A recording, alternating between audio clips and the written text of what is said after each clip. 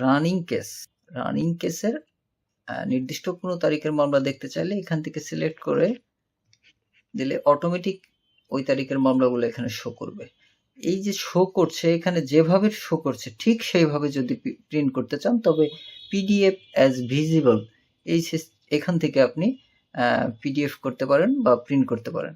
এবং আপনার total running কেসটা যদি পিডিএফ আকারে চান তবে পিডিএফে ক্লিক করলেই এটা সম্ভব। এবং এক্সেল ফাইলও এখান থেকে আপনি ডাউনলোড করে নিতে পারেন, প্রয়োজনে প্রিন্ট করতে পারেন। এখন প্রত্যেকটা মামলার ডান পাশে অ্যাকশন নামে একটি কলাম পাবেন। প্রত্যেকটা মামলার ডান পাশে অ্যাকশন কলামে আছে at next date. At next ডেটে যাবেন, এই মামলার পরবর্তী তারিখটা যা তা দিতে হবে। কিসের জন্য আছে ধরে নিচ্ছি শুনানি।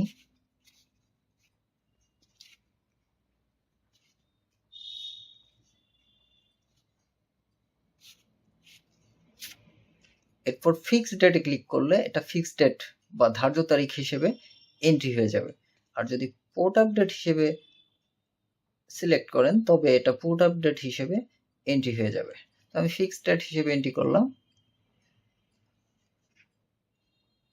এটা হচ্ছে নট আপডেট কেসের পেজে চলে আসলো।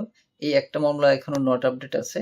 এটা যদি আমি নেক্সট ডেট বা ধার্য তারিখ সিলেক্ট করে দেই তবে এটা নট আপডেটে থাকবে না। এরপর হচ্ছে এডিট কেস। কোনো মামলা এন্ট্রির সময় কোনো কারণে ভুল ত্রুটি হতেই পারে, সেই ক্ষেত্রে প্রয়োজন হলে এখান থেকে এডিট করে ফেলতে পারবেন। এডিট করে প্রয়োজনীয় এডিটের পরে সাবমিট ক্লিক করে দিলেই এডিট হয়ে যাবে। এখন যে মামলাটা নিষ্পত্তি হয়ে গেল কিংবা যে মামলাটা অ্যাবন্ডন করে দিতে চান, পরিত্যক্ত, সেই মামলাটা এডিট কেসেই করতে হবে। নিচের দিকে খেয়াল করুন, স্ট্যাটাস নামে একটি অপশন আছে। এখানে যে মামলাটা রানিং হিসেবে সিলেক্টেড সেটা রানিং হিসেবেই থাকবে।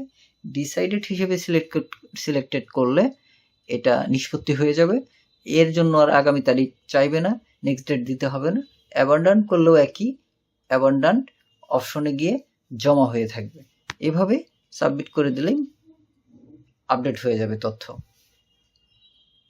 এরপরে আছে অ্যাড পার্টি ডিটেলস। পার্টির নাম, মোবাইল নাম্বার, ইমেল, কি টাইপ পার্টি, অ্যাপয়েন্টেড পার্টি অথবা অপোজিট অ্যাডভোকেট।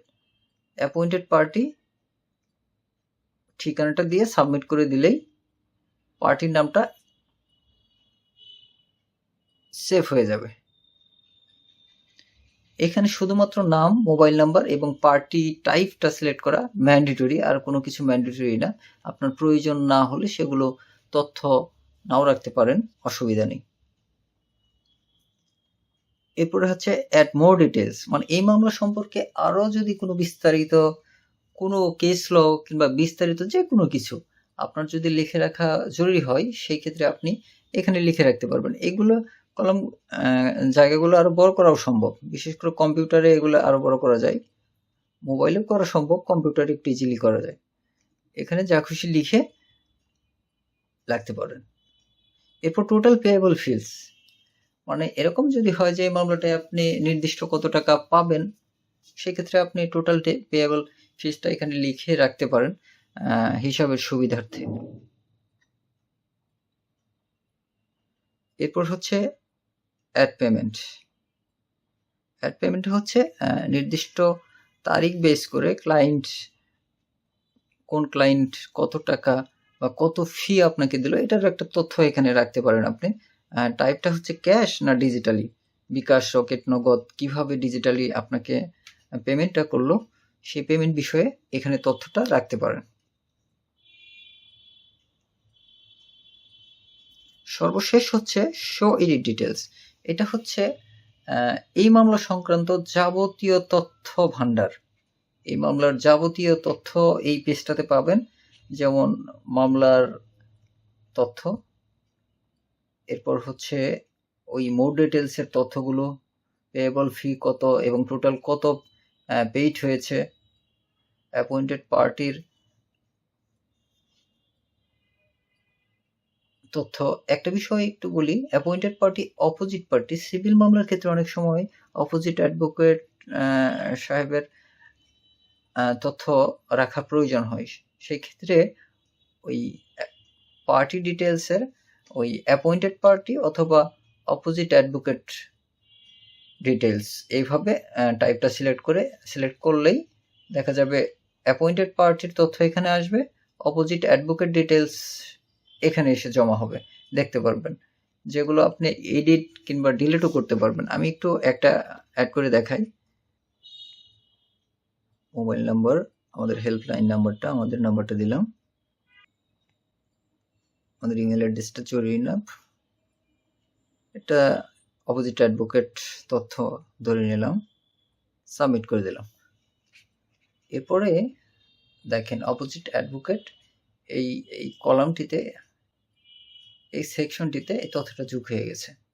তো এখান থেকে আপনি এডিট করতে পারেন, ডিলিট করতে পারেন, অথবা এই নম্বরে কল করার জন্য একটা কল বাটন আছে, বাটনে ক্লিক করলে খুব সহজেই কল দিতে পারবেন।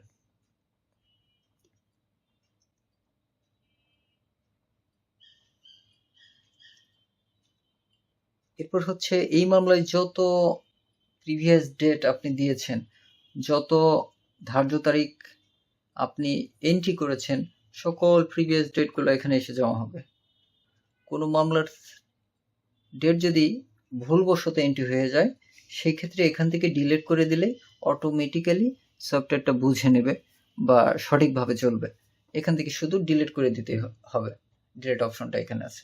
এবং এখানে কোনটা আপনার ধার্য তারিখ আর কোনটা পোর্ট আপ তারিখ, এটা টাইপ আকারে আপনাকে দেখাবে, এগুলো ধার্য তারিখ। আর আপনি যদি পোর্ট আপ তারিখ দেন, আমরা এখান থেকে ওই ডেটটা দিতে পারবো ইচ্ছা করলে অ্যাড ডেট। তো আমি একটা পোর্ট আপ ডেট দিতে চাই, ধরে নিচ্ছি এটা একটা পোর্ট আপ ডেট, জামিন শুনানি, পোর্ট আপ ডেট। ও আচ্ছা, port up date must be today or future, মানে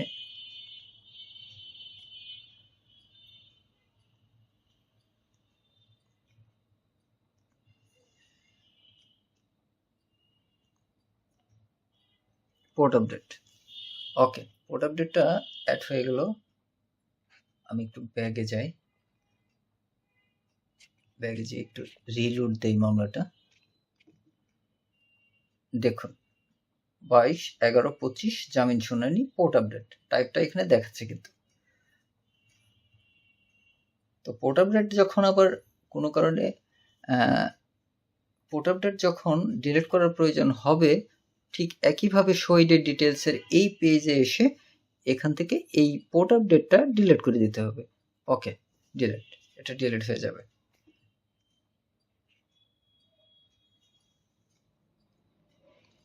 আরেকটা বিষয় একটু দেখি, পোর্ট আপ ডেটটা আবার একটু দেই।